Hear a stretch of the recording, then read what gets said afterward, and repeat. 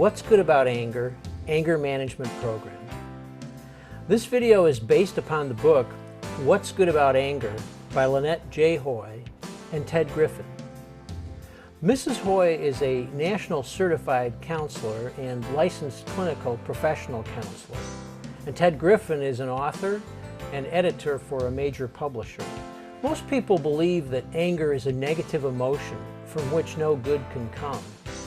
Many people believe that anger should not be expressed and that such feelings are just wrong. This book and this program explore the emotion of anger and how anger, which is a part of the human experience, is a force that can be used for good. We hope you will benefit and enjoy this presentation, which will teach you what's good about anger. Usually when I think of anger, I think of my younger days when I would get angry, and I used to get into a lot of fights. I used to be a very confrontational person, so I guess I think of fighting and things like that and destruction of whatever's around me. Mad, sad, frustration, physical fighting. Stress, fight. Rage, I don't know. Yelling, screaming, getting red in the face. Fear, hostility, those kind of words. I view anger personally. I mean, I think it's inevitable. Everybody's going to be angry from time to time, but I think it's good to know how to deal with your anger so that you're not causing damage to yourself or others. As part of life, I guess, but I don't know. Something that everybody has to deal with. Some people are better at it than others, I guess. I try to avoid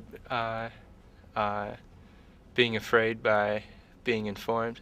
Understanding overcomes ignorance, and that's what overcomes fear. How do I view anger? Well, I don't like anger. I think people should try not to get angry, that we should learn how to communicate with each other. Anger is a great force. If you control it, it can be transmuted into a power which can move the whole world. Anger, of course, can be harmful, as this quip describes. A man is never in worse company than when he flies into a rage and is beside himself. Anger increases heart rate, ulcers, high blood pressure, cardiovascular diseases, mental health, and relationship disorders. So how do you know when anger is a problem? When it's too frequent, too intense, lasts too long, leads to aggression, disturbs work or relationship. I guess I'd say it could be a good thing sometimes. For example, I teach a course on political participation, and sometimes because people have realized that they've been abused by the system, they get angry at the system, and that will lead them to go out and get politically active.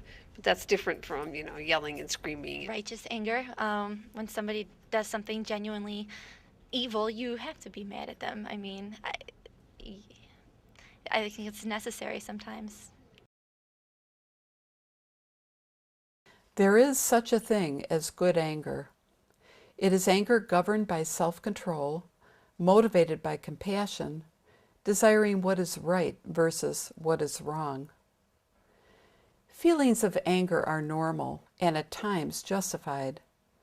The degree to which you become angry, the reasons for your anger, and the outcome of your anger determine whether your anger is, in fact, good. I think there's a huge relationship between stress and anger because, when you're stressing yourself out, you constantly, driving at what little energy you have left, and it gets to the point where your mind is really either, controlled or uncontrolled, which I would refer to as the anger.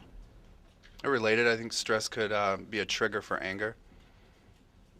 The more stressed out you are, the more likely you are to be angry about things. Well, to me, the relationship between stress and anger is, well, first of all, it's biological. A lot of times we are still have that lizard brain going around in our head, and we react to things in a way, increased heart rate, increased adrenaline in our system. So I think that's a the biological factor and an emotional factor creates stress. Stress within all of us, and being able to control our anger is a great way to help control our stress. Probably meditation, quiet time, walking, exercise, although I don't get a lot of it. Best way to handle anger is, well, for somebody who's rational, in my opinion, is to, sit them down for a second. Like time, let them think about what he's doing. I think you can train yourself to not react to certain things in a violent, angry way. I think there's something can be done, like maybe anger management could be something that could help, but not something that I have much experience in. I suppose the best way to overcome it is to get them to think rationally by talking to them.